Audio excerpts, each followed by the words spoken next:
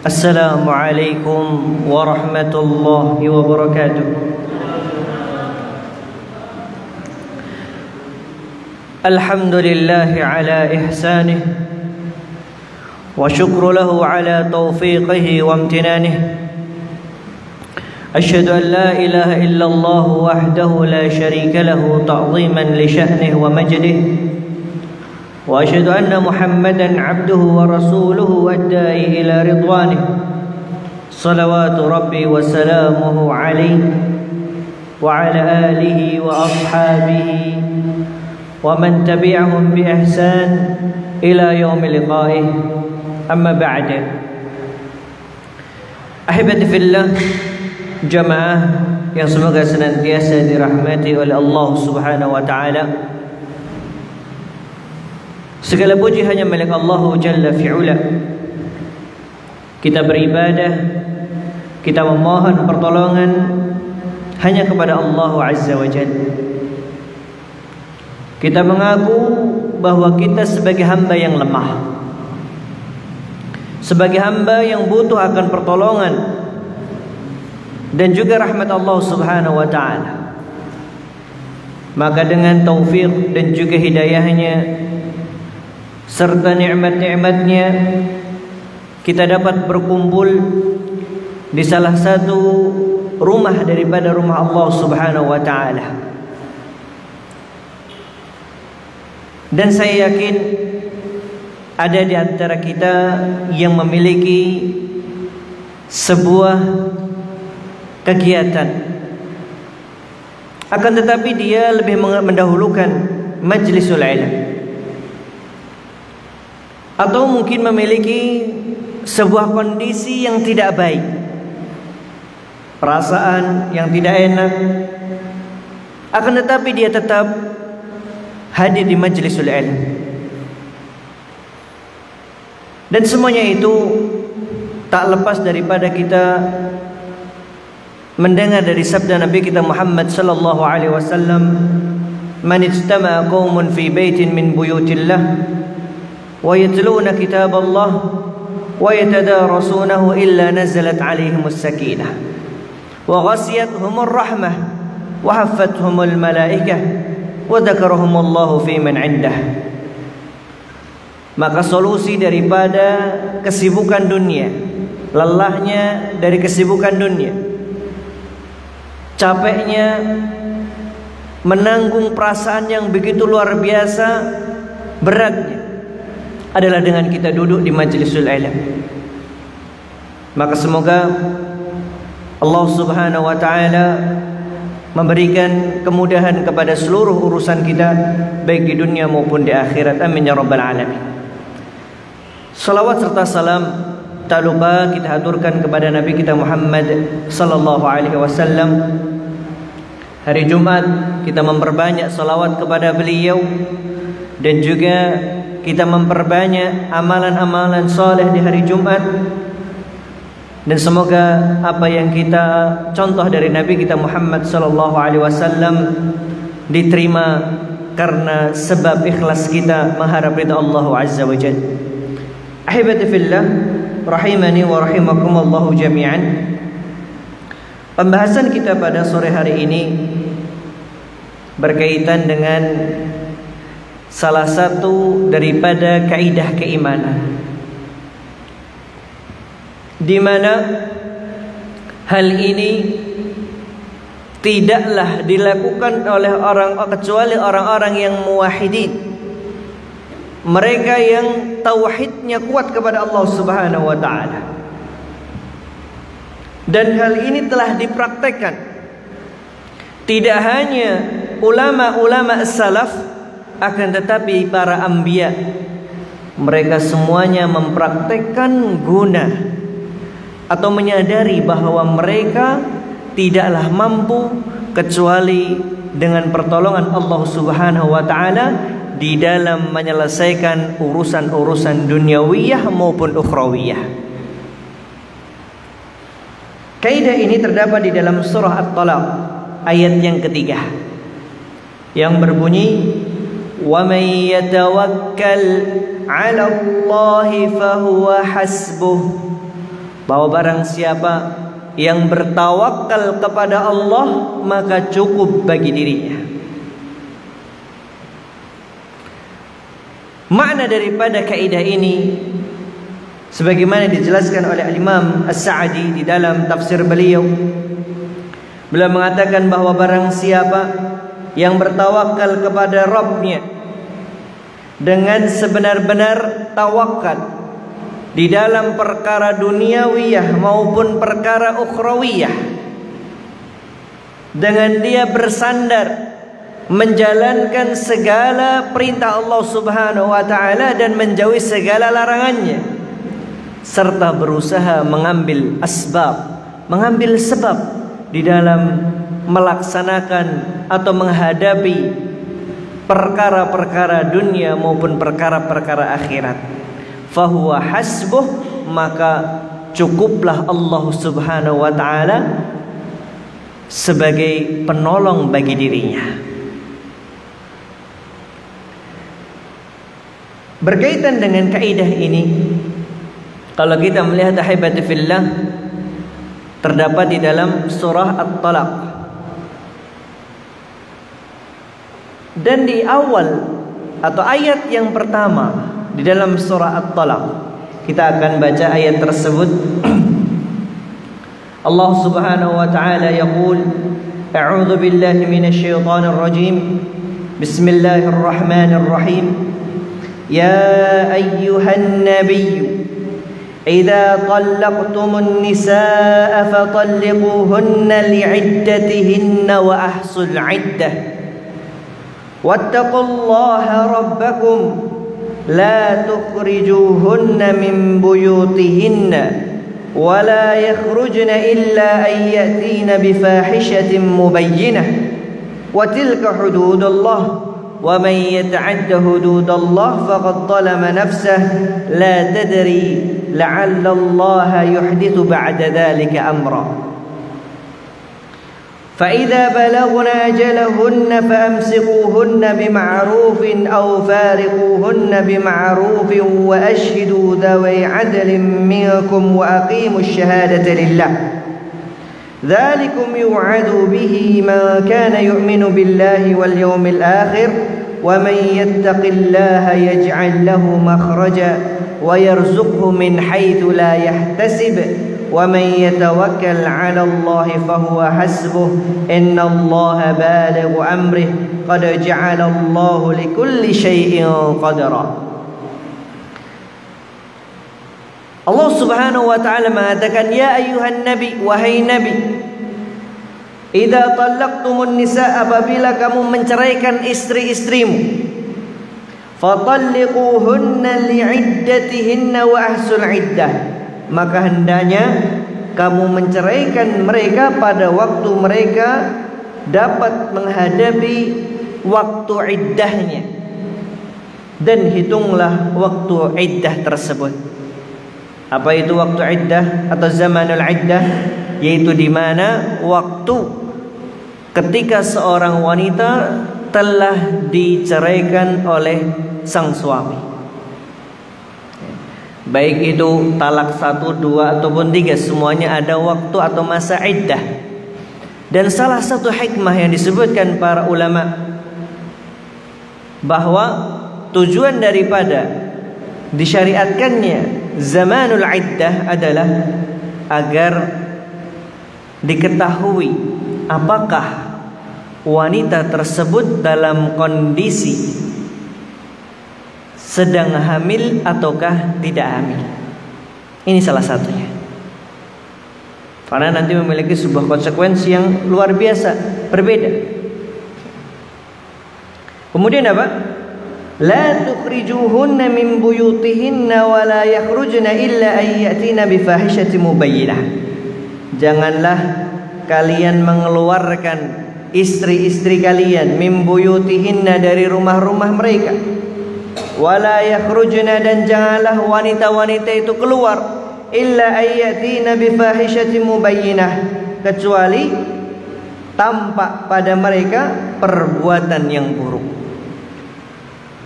Wa tilka hududullah, dan itu adalah hukum atau ketetapan-ketetapan Allah. Wa man yata'adda hududallahi faqad zalama nafsah, dan barang siapa yang melanggar ketetapan-ketetapan Allah Subhanahu wa taala, maka hakikatnya dia telah menzalimi dirinya sendiri.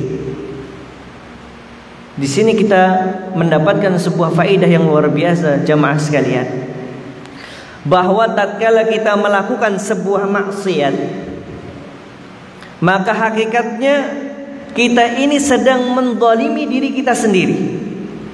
Kita sedang merusak diri kita sendiri. Dan kita dapatkan pada seluruh maksiat. Ketika dia berdusta, maka dampaknya akan kembali kepada dirinya. Orang tidak akan percaya, orang tidak mau memberikan amanahnya. Ketika dia melakukan kemaksiatan yang lainnya seperti minum khamar, maka akan merusak akal pikirannya sendiri. Atau mengkonsumsi narkoba contohnya, atau berbuat zina, wal'iyadzu billah, maka hakikatnya dia sedang berbuat zalim kepada dirinya sendiri. Maka di sini Allah katakan, wa may yata'adda hududallah faqad zalama nafsah. La tadri la'alla Allah yuhdithu ba'da dzalika amra. Dan kamu tidak mengetahui, barangkali setelah itu Allah mengadakan suatu ketentuan yang baru. Fa idza balagna ajalahun, apabila telah mendekati atau sudah sampai pada waktu selesai masa iddah, fa amsikuhunna bima'rufin, maka peganglah atau rujuklah istri-istri kalian dengan cara yang baik.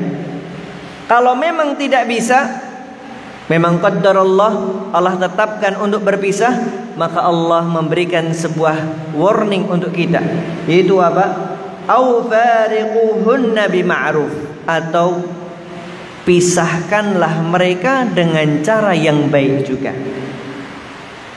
Wa ashhidu dzawa 'adlin minkum wa aqimus syahadata lillah, dan jadikanlah dua orang saksi yang adil di antara kamu. Wa aqimus syahadata lillah, dan hendaklah kamu tegakkan kesaksian itu karena Allah Subhanahu wa taala. Dzalikum yu'adzu bihi man kana yu'minu billahi wal yawmil akhir. Demikianlah pelajaran yang diberikan bagi orang-orang yang beriman kepada Allah dan juga hari akhir. Wa may yattaqillaha yaj'al lahu makhraja, dan ingat, barang siapa yang bertawakal kepada Allah, maka Allah akan berikan jalan keluar untuk diri. Kemudian ayat yang ketiga, wa yarzuqhu min haitsu la yahtasib, Allah akan berikan rezeki kepada dirinya yang mana jalannya tanpa disangka-sangka.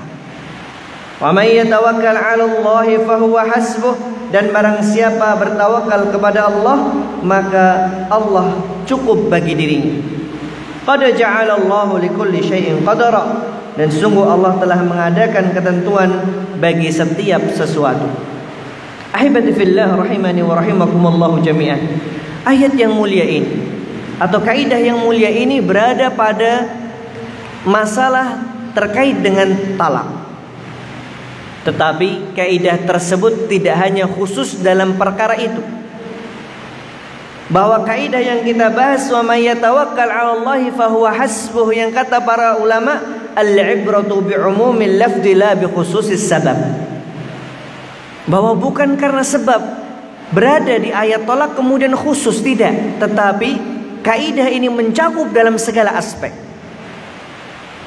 Tetapi Allah Subhanahu wa taala menyebutkan kaidah ini di dalam ayat tersebut ternyata memilih sir.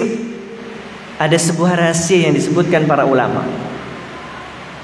Bagaimana tatkala seorang itu menghadapi sebuah masalah. Karena masalah rumah tangga ini masalah perkara tidak hanya duniawiyah saja, tetapi masalah ukhrawiyah juga. Ya. Karena sejatinya tatkala seseorang antara laki-laki dan perempuan, ketika mereka mengambil dengan ikatan yang kuat, tujuannya bukan adalah untuk mengarungi menuju surganya Allah Subhanahu wa taala. Itu yang diharapkan. Bukan karena masalah duniawi saja. Walaupun mungkin ada di antara manusia yang hanya berpikir tentang perkara duniawi, tetapi seorang mukmin enggak. Di dalam pernikahan ini hakikatnya adalah kita sedang mencari pendamping untuk diri kita, yang mana keduanya sedang mengingatkan perkara-perkara akhirat. Kalau kita bahas tentang masalah rumah tangga, insya Allah mungkin ada yang lebih ahlinya nanti. Tetapi kita lihat secara garis besar. Kemudian Allah Subhanahu wa taala menyebutkan di sini bagaimana seorang mukmin selain dia bertawakal juga harus mengambil sebab. Sebabnya apa? Yaitu menjalankan segala perintah-perintah Allah Subhanahu wa taala. Jangan dikeluarkan dari rumah-rumah kalian ketika terjadi sebuah talak. Dan bahkan para ulama fikih mengatakan masa iddah seorang wanita ketika itu adalah talak raj'i, yang seorang masih diperbolehkan untuk rujuk tanpa memerlukan persyaratan-persyaratan. Maka status mereka itu masih sebagai istri untuk diri kalian. Dan seorang laki-laki masih diwajibkan untuk memberikan nafkah, memberikan tempat tinggal, memberikan pakaian, memberikan makan, dan juga seterusnya. Dan bahkan salah satu cara rujuk tanpa melafadzkan sebuah kata, yaitu tatkala seorang laki-laki mendatangi wanita tadi, wanita yang ditalak, maka terjadilah rujuk di sana tanpa melafalkan sebuah kalimat, "Dek, saya rujuk kamu, Dek," tanpa perlu mengucapkan hal tersebut. Maka di sini ahibati fillah, kita lihat Allah Subhanahu wa taala memberikan kepada kita batasan-batasan. Karena ketika terjadi sebuah talak biasanya itu didasari kebencian, didasari rasanya pengen sama-sama nerekam kalau bisa. Nggak ada istilah talak kemudian sama-sama senang happy, nggak ada, jarang sekali. Dan bahkan kalau memang terjadi hal tersebut, masya Allah, terputusnya tali silaturahmi di antara kaum muslimin. Antar mertua akhirnya nggak saling sapa. Yang sebelumnya saling sapa. Antara mantan menantu pun juga sama. Dan bahkan berusaha untuk menjauhkan anak-anaknya dari sang istri atau sang bapak. Dan seterusnya, itu yang terjadi. Padahal Allah Subhanahu wa taala katakan, ambillah dengan cara yang baik atau lepaskan dengan cara yang baik. Dan seorang mukmin yang menjalankan hal tersebut dan kemudian dia bertawakal kepada Allah Subhanahu wa taala, apa yang Allah katakan? Wa may yatawakkal 'ala Allahi fahuwa hasbuh. Dan bisa jadi ada sebuah hal yang baik untuk diri mereka ketika sama-sama melakukan hal tersebut dengan cara yang baik. Maka para ulama kemudian mengatakan dalam ayat ini disebutkan at-tahdzir, peringatan bagi mereka yang melakukan hal tersebut dengan tidak menjalankan perintah-perintah Allah Subhanahu wa taala, tidak memberikan nafkah, tidak memberikan kewajiban-kewajiban seorang suami terhadap istrinya. Maka Allah katakan, "Wa may yata'adda hududallah faqad dzalama nafsah." Punya kewajiban di sana. Kemudian di situ terdapat poin at-tatmin, yaitu memberikan ketenangan bagi jiwa seorang mukmin. Yaitu apa? Barang siapa yang dia percaya kepada Allah, dia iman kepada Allah, menjalankan segala perintah Allah Subhanahu wa taala yang terdapat di dalam ayat tadi, maka Allah akan membantu orang tersebut. Allah akan menjaga orang tersebut. Ya. Karena memang hakikatnya, sekali lagi, kalaupun memang harus terjadi, wal'iyadzubillah, semoga Allah subhanahu wa ta'ala menjaga keluarga seluruh kaum muslimin, amin ya rabbal alamin. Tujuannya tidak hanya perkara duniawiyah, tetapi ukhrawiyah, kebaikan agama mereka dan juga akhirat mereka. Maka ada 3 kelompok berkaitan dengan masalah tawakal ini. Kelompok yang pertama yaitu mereka yang bertawakal kepada Allah subhanahu wa ta'ala ditambah dengan mengambil sebab. Maka ini yang benar. Ini nomor 1. Kemudian yang nomor 2, mereka hanya bertawakal tanpa mau ngambil sebab. Alah, ngapain saya kerja? Kan sudah ada ketetapan, sudah ada takdir. Mending tidur di rumah. Nah, ini yang salah. Ini tawakal kebelabasan namanya. Yang ketiga adalah orang yang sombong. Yaitu apa? Mereka hanya mengambil sebab tanpa mau bertawakal kepada Allah subhanahu wa ta'ala. Orang seperti ini, mereka mengatakan, oh, cukup dengan kekuatan kita, selesai. Dengan tim yang kuat, insya Allah semuanya berjalan lancar. Ya. Dengan kepintaran saya, insya Allah akan berjalan sesuai dengan keinginan kita, tanpa dia mengingat Allah subhanahu wa ta'ala. Maka Pak, pilih nomor berapa Pak? 1, 2, 3 Pak. 1 Pak. 1. Yaitu orang yang bertawakal kepada Allah, yaitu dengan dia menyandarkan diri kepadanya dan juga mengambil sebab. Ini yang penting. Ya. Maka jangan sampai kemudian kita merasa cukup hanya menyandarkan diri kepada Allah tanpa mengambil sebab, atau kita mengambil sebab tanpa menyandarkan diri kepada Allah subhanahu wa ta'ala. Kita akan melihat bagaimana para anbiya, para nabi, tatkala mereka berusaha untuk menjalankan secara benar makna daripada tawakal. Sebagaimana di dalam surah Asy-Syu'ara, di dalam surat Asy-Syu'ara ayat yang ke-61. Ya. Bagaimana Nabi kita Musa alaihi salatu wassalam, tawakal beliau kepada Allah subhanahu wa ta'ala. Dan tawakalnya para nabi ini nggak kaleng-kaleng, nggak seperti kita Pak. Kita itu mungkin kalau tawakal hanya berpikiran tentang masalah kerjaan aja, tentang masalah duniawiyah saja. Ya. Ketika pengen kerja baru bismillah tawakkaltu ala Allah. Tetapi dalam ibadah, di dalam melakukan amalan soleh, kita kadang lupa. Kita merasa cukup dengan diri kita tanpa melakukan tawakal kepada Allah Azza wa Jalla. Jadi sekali lagi, tawakal ini enggak hanya perkara duniawiyah, tapi juga perkara ukhrawiyah. Kita harus tawakal. Allah subhanahu wa ta'ala mengisahkan tentang Nabi kita Musa alaihi salatu wassalam di dalam surah Asy-Syu'ara ayat yang ke-61. Falamma tara al-jam'ani qala ashabu Musa inna lamudrakun.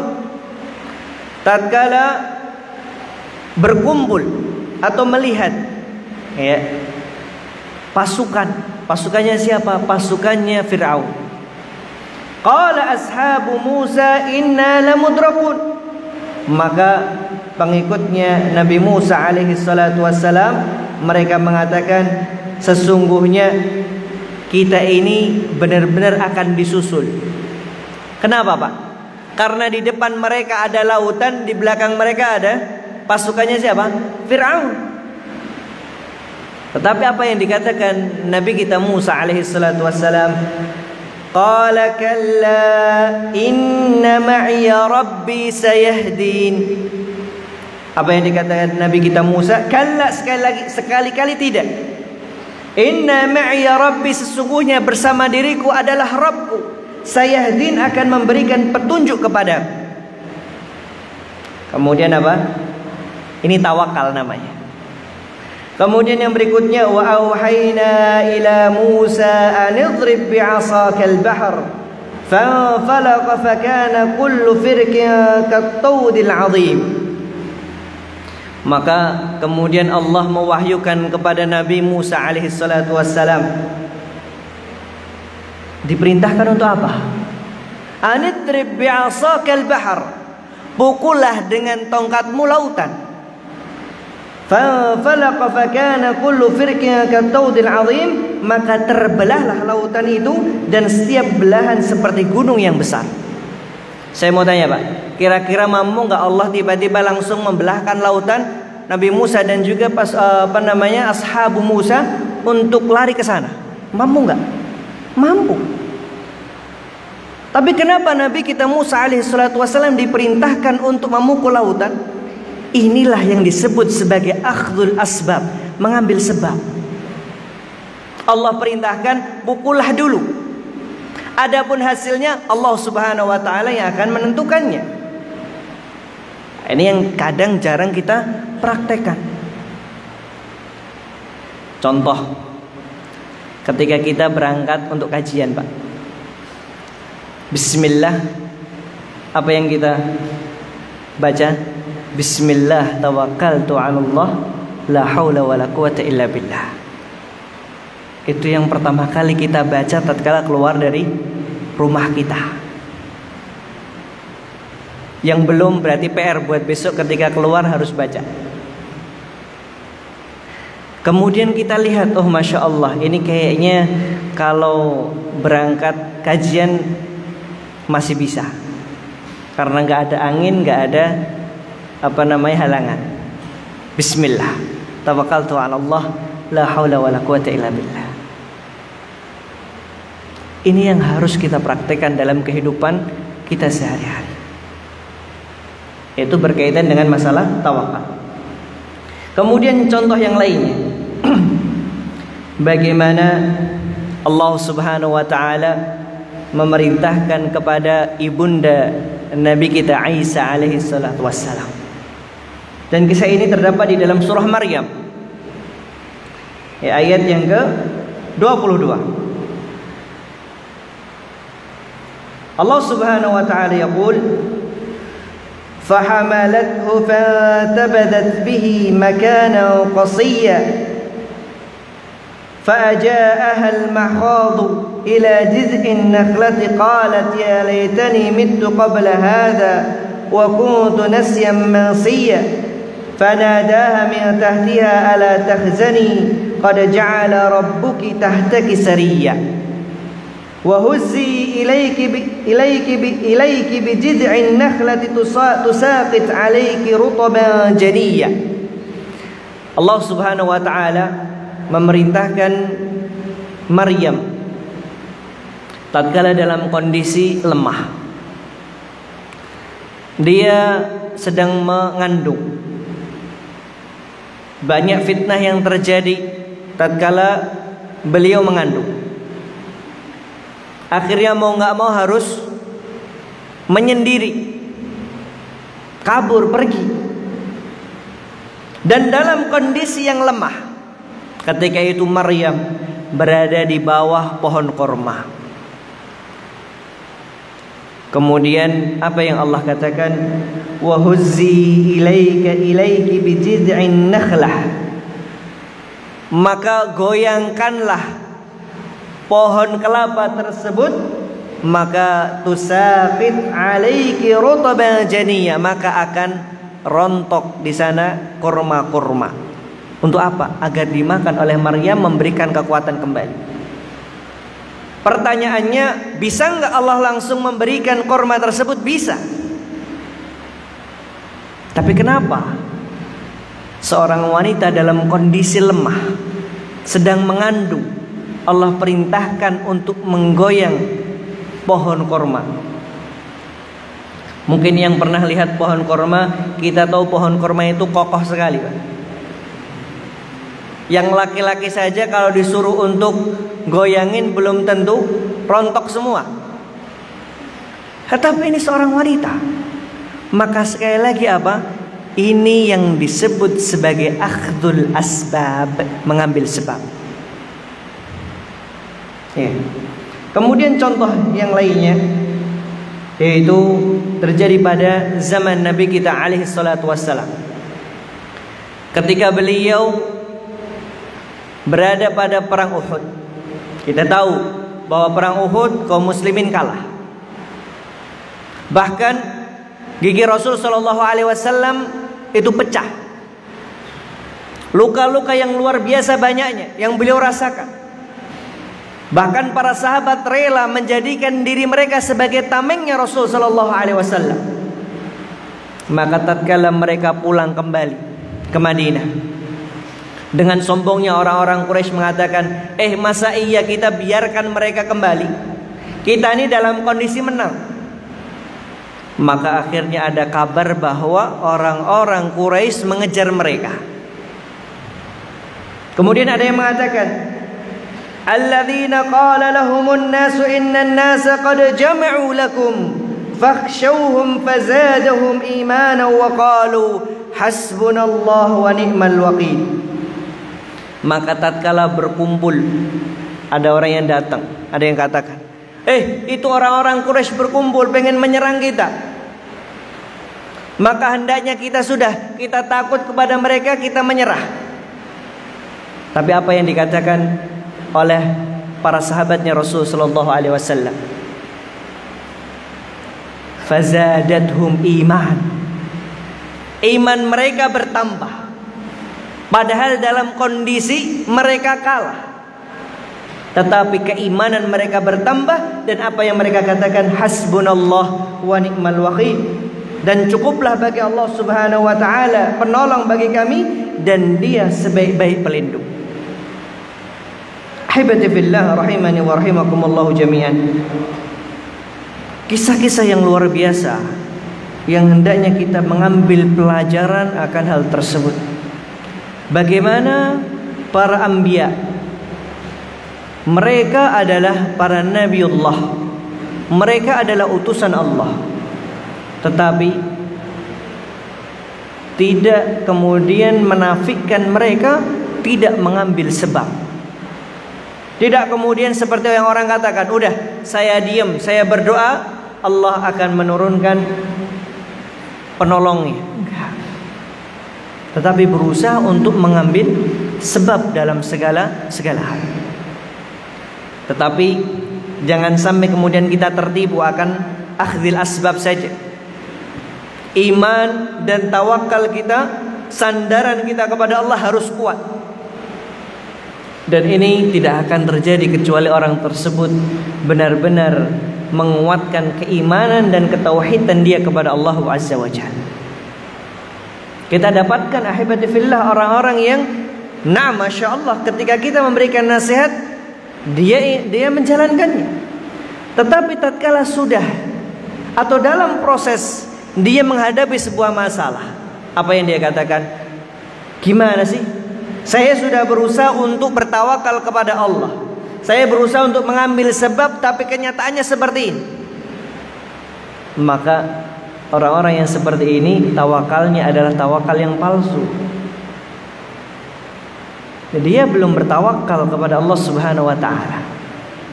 Hanya kalau seandainya hasilnya sesuai dengan keinginan, baru dia katakan, oh alhamdulillah, tawakal saya sukses. Tetapi ketika tidak sesuai dengan kehendak yang dia inginkan, kemudian dia menyalahkan Allah Subhanahu wa ta'ala, maka ini adalah tawakal yang keliru, tawakal yang salah. Jamaah sekalian yang semoga senantiasa dirahmati oleh Allah Subhanahu wa ta'ala. Kemudian beliau menyebutkan beberapa ayat di dalam Al-Quran yang memerintahkan kita untuk senantiasa bertawakal dalam kondisi-kondisi tersebut. Yang pertama beliau mengatakan, apabila kalian hendak mencari pertolongan atau ingin mencari jalan keluar, maka hendaknya kalian bertawakal kepada Allah Subhanahu wa taala.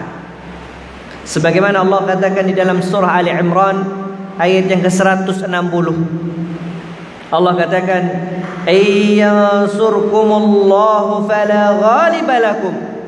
Apabila Allah Subhanahu wa taala telah menolong kalian, maka enggak ada yang mampu mengalahkan kalian.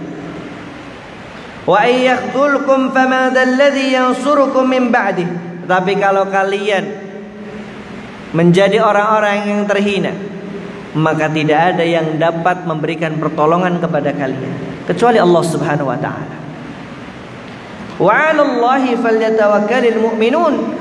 Dan hanya kepada Allah Subhanahu wa taala orang-orang beriman mereka bertawakal. Maka kalau kita menghadapi segala permasalahan kemudian kita pengen pertolongan, apa yang kita lakukan? Tawakal. Ketika kita ingin membuat sebuah peraturan, yang mana peraturan ini untuk kemaslahatan kaum muslimin, maka kita dahulukan tawakal kita kepada Allah Subhanahu wa taala. Jangan sampai kemudian kita berpikir, oh karena ilmu manajemen saya, oh karena saya sudah S2, S3, maka saya mampu untuk menjalankan itu semuanya. Tidak. Tetapi kita mengakui bahwa kita ini adalah hamba yang lemah, maka kita perlu untuk meminta bantuan kepada Allah Azza wa Jalla. Kemudian beliau katakan, apabila engkau ingin berpaling dari musuh-musuhmu, maka jadikanlah tawakal sebagai temanmu.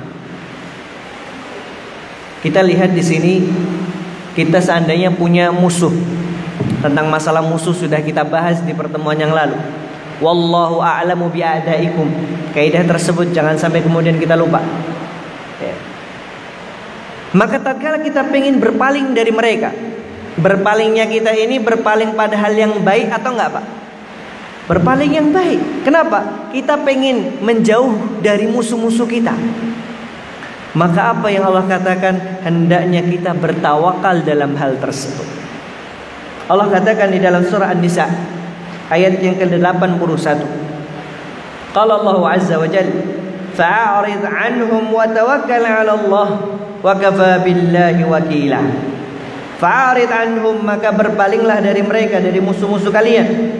Wa tawakkal 'ala Allah, dan bertawakallah kepada Allah. Wa kafa billahi wakila, dan cukuplah Allah Subhanahu wa taala sebagai pelindung. Ketika keimanan hilang daripada diri seseorang, tatkala dia atau seorang pemimpin memiliki hubungan dengan orang-orang atau negara non-muslim, kemudian negara tersebut jelas-jelas telah melukai agama Islam atau melukai kaum muslimin,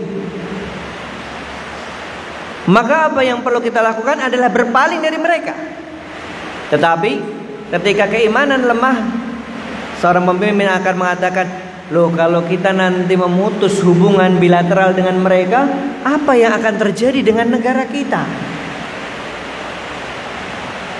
Dia lupa bahwa kita memiliki penolong yang tatkala Allah menolong maka tidak ada yang mampu untuk mengalahkan kita. Tapi ini, Pak, sekali lagi tidak akan berlaku kecuali untuk orang-orang yang kuat imannya, kuat tauhidnya, dan benar agamanya. Karena Allah Subhanahu wa taala katakan, "Ya tansurullah yansurkum." Apabila kalian menolong Allah, maka Allah akan menolong kalian. Bagaimana caranya Allah menolong kita?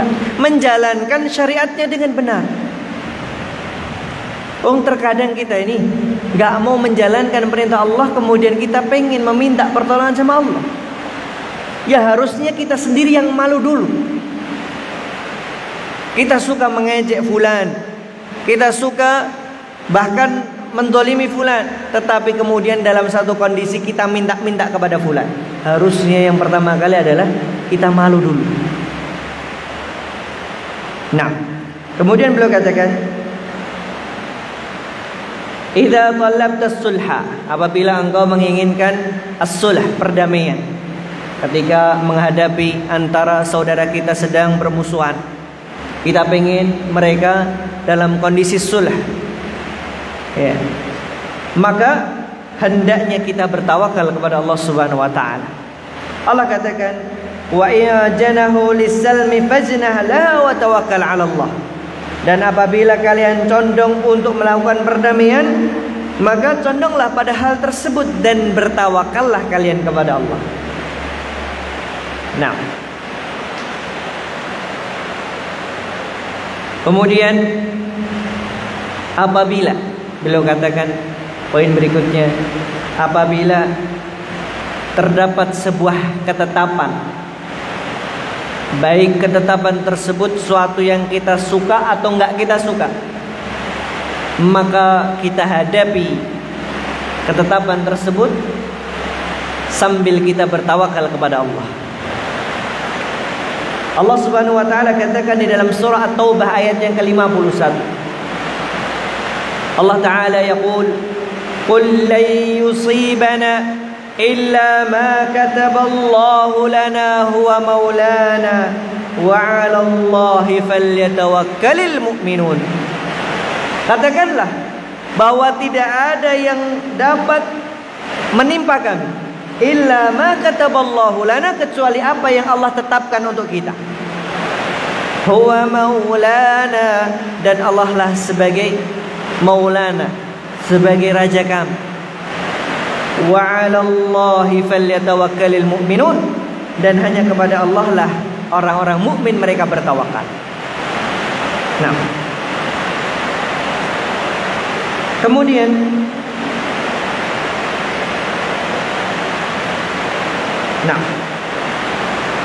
beliau katakan, apabila engkau tahu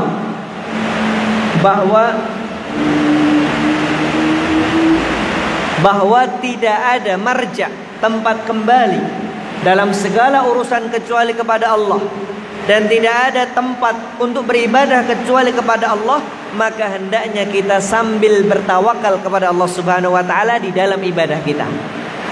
Allah Subhanahu wa taala katakan di dalam surah Hud ayat yang ke-123, Allah katakan, fa'budhu wa tawakkal 'alaih, dan beribadahlah kepadanya seraya bertawakal kepada Allah Subhanahu wa taala.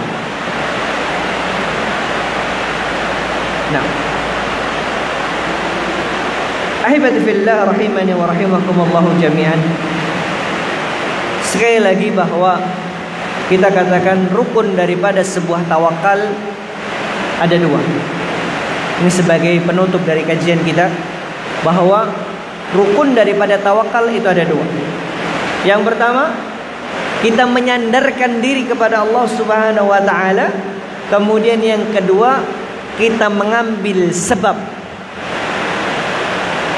Kemudian jangan sampai dua komponen ini hilang daripada diri kita. Karena kalau ini hilang, salah satu dari keduanya hilang, maka tidak akan terpenuhi yang namanya tawakal. Dan tentu semuanya ini dapat kita lakukan dengan kita memohon dan berdoa kepada Allah Subhanahu wa taala. Kita memohon agar dijadikan sebagai orang-orang yang mutawakkilin, orang-orang yang bertawakal kepada Allah Azza wa Jalla. Mungkin ini kajian yang dapat kita sampaikan pada kesempatan kali ini. Nasallallahu Subhanahu wa taala ayarzuqana ilman nafi' wal amal salih. Waktu yang luar biasa turunnya hujan, dan di sore hari di hari Jumat, maka kita memperbanyak zikir kita dan doa kita kepada Allah Subhanahu wa taala. Doakan kebaikan untuk seluruh kaum muslimin, untuk negara kita, untuk pemimpin kita, dan semoga Allah Subhanahu wa taala membimbing kita semuanya berada di atas jalannya yang benar, jalannya yang hak, هذا ما أقول لكم وأستغفر الله لي ولكم ولسائر المسلمين من كل ذنب فاستغفروه إنه هو الغفور الرحيم. أقول ما تسمعون وأقول قولي هذا ثم السلام عليكم ورحمة الله وبركاته.